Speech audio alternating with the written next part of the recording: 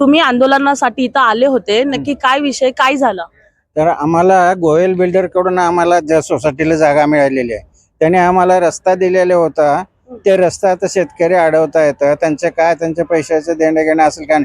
आम्हाला ते रस्ता अडवल्यामुळं आम्हाला त्यांच्या बिल्डरकडे यावं लागलेलं आहे. तर बिल्डरनं आमचा रस्ता मोकळा करून द्यावा यासाठी इथं आम्ही आंदोलन केलेलं आहे. अच्छा, किती वर्षापासून तुम्हाला रस्ता? हे बरेचसे असंच 20 वर्षापासून आम्ही तिथं राहतो. आता सोसायटी पूर्ण झालेली आहे. 20 वर्षापासून आम्ही तिथं राहतो. तरी आम्हाला त्या रस्त्याचा आम्हाला वारंवार त्रास होत आहे. ते शेतकरी आम्हाला अडवतात. रस्त्याला जो आता सध्या बंद आहे म्हणून आम्ही या ठिकाणी आलेलो आहोत. ज्याच्याकडून आम्ही जमीन घेतली त्याला बिल्डरकडेच आम्ही मागतो आमचा रस्ता मोकळा करून दे, ह्या विषयासाठी इथं आलेलो. अच्छा, काय सांगितलं त्यांनी? काय सांगितलं त्यांनी ते टाळाटाळी करू लागलेले आहेत. आता आम्ही ठरवलं होतं की आम्हाला जर रस्ता मोकळा केल्याशिवाय इथून जाऊ नये. आम्ही ह्या ध्येयाने इथं आलेलो आहोत. काय सांगणार बाबा? वयस्कर थोडा मी. ठीक आहे दादा, काय सांगणार? काही नाही, आम्ही आवाडवाडी वडजाई दत्त विहार ही सोसायटीमध्ये राहतो. गोयल गंगा ग्रुप जे आहेत बिल्डर यांच्याकडून आम्ही जागा घेतलेल्या आहेत. तर तिथे एक शेतकरी आहेत, त्यांची जागा आहे आणि त्यांनी अडवलंय. आता यांनी घेतलंय, ते म्हणतात आम्हाला काही मोबदला दिलेला नाही. खूप गैरसोय होते, एवढे गैरसोय होते मॅडम. मुलांना शाळेला नाही, आता उन्हाळा चालू आहे, प्यायला पाणी टँकरला जायत नाही, रोडच नाही. रोड यायला म्हणजे अजिबात रोडच नाही. मुळात म्हणजे एवढा प्रॉब्लेम चाललाय. परवा दिवशी एक मयत झाली, तिथं परस्पर येऊन आम्हाला ते विल्हेवाट लावावं लागलं. घरी सगळं चालतात, एवढा प्रॉब्लेम चाललाय. आम्ही इथं आलो, हे आम्हाला टळवाट हे त्यांना बघू, आम्ही हे करू ते करू, म्हणजे गोर गरीब आम्हाला पोलीस बोलवले इथं आणि आम्हाला बाहेर काढलं. काय सांगणार बाबा?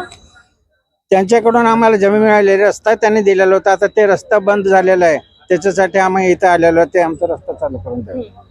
अच्छा, आणि म्हणजे आता काय सांगितलं तुम्हाला आणि तुमची पुढची भूमिका काय असणार? आम्ही सकाळ आमचा 2 दिवस रस्ता बंद आहे. आम्हाला शेतकऱ्याचा आमचा काहीच प्रॉब्लेम नाही. बिल्डरनी त्यांचं शेतकऱ्याचं म्हणणं आहे की बिल्डरने आमचे पैसे थांबवले किंवा खोटं डॉक्युमेंट करून दिले. तर त्यांचं असं म्हणणं आहे, बिल्डरने आम्हाला बोलवावं, आमच्याशी संवाद करावा. पण बिल्डर त्याच्या आडमोठेपणावर ठाम आहे. तो काय आमच्याशी नीट संवाद करत नाही ना शेतकऱ्याशी करत नाही संवाद करतोय. आणि इथं येऊन आता आम्ही शेतकरी सगळे बसलो, आम्हाला न्याय द्या, आमचे हाल चाललेत. तर आता इथं पोलीस प्रशासन बोलवलंय आणि आम्हाला बाहेर काढलं. तर आम्हाला आता यांच्याकडनं एकच आहे की आम्हाला न्याय द्या. त्या शेतकऱ्याचा काय विचाराचा प्रश्न असेल तो मार्गी लावा. तुम्ही समोर बसून तो विषय सुटण्यासारखा आहे तो मार्गी लावा आणि आमचा रस्ता खुला करा. आम्हाला एवढंच म्हणणं काय आहे. भूमिका आहे तुमची? आमची पुढची भूमिका आहे, आज जर आमचा हा जर प्रश्न बिल्डरने सोडवला नाही तर याच्यानंतर आम्ही सर्व शेतकरी म्हणण्यापेक्षा शेतकऱ्याचा आता विषय नाही. आम्ही जेवढे प्लॉट धारक आहेत 300 कुटुंबांनी प्लॉट घेतलेला आहे. सगळे हातावर पोट आहे, कोणी मोलमजुरी करून त्यांच्याकडनं जमीन घेतलेली.